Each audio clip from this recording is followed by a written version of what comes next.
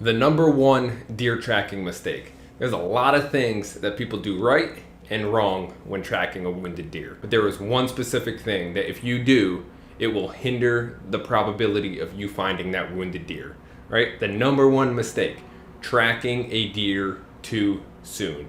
All right, unless you see that animal go down, if you have footage of the perfect shot, or if you are 1000% positive that you made a perfect heart or lung shot, wait at least an hour before go tracking that deer.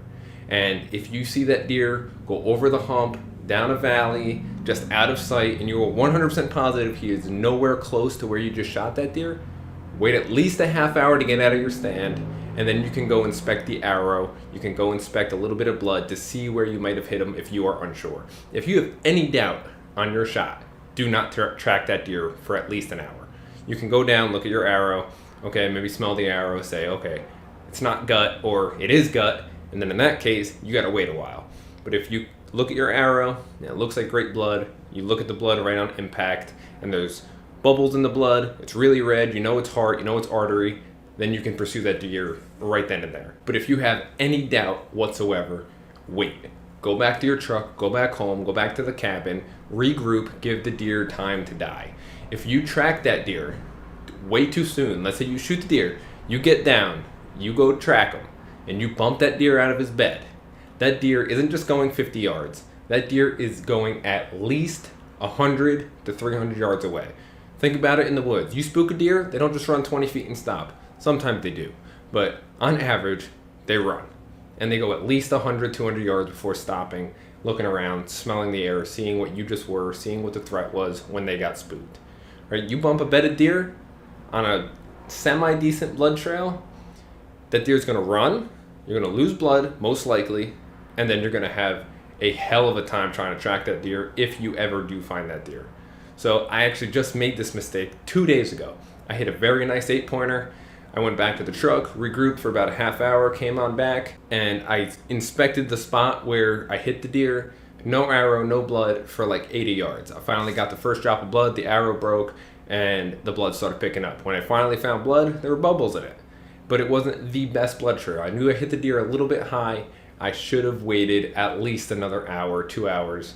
I tracked that deer right into its bedroom. There was bubbles all in the blood. In my mind, I thought, this deer should be dead. There's a lot of blood up high in all the tall grass on the branches, so he was bleeding up high.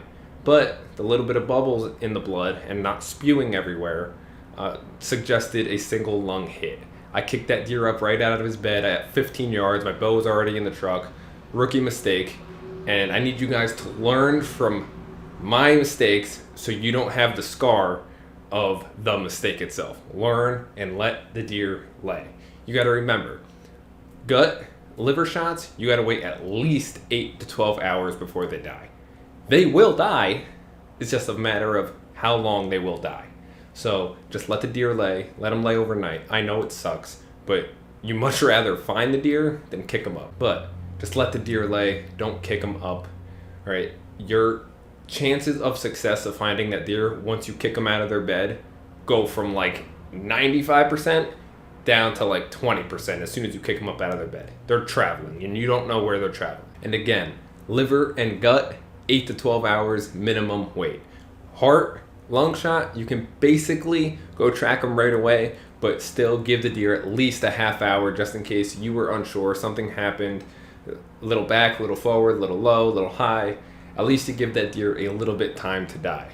Unless you see the deer go down, then you can just go get them. But I always try and at least give myself a half hour on any hit. That way I can settle down, I can climb down out of my stand. I'm not still all pumped up, but you got to give them time. Single lung hits, normally it's 4 to 6 hours at least. And if I did that, I probably would have found that deer right in its bed where I kicked him up out of. So now I have a whole tracking job I have to do now. All right.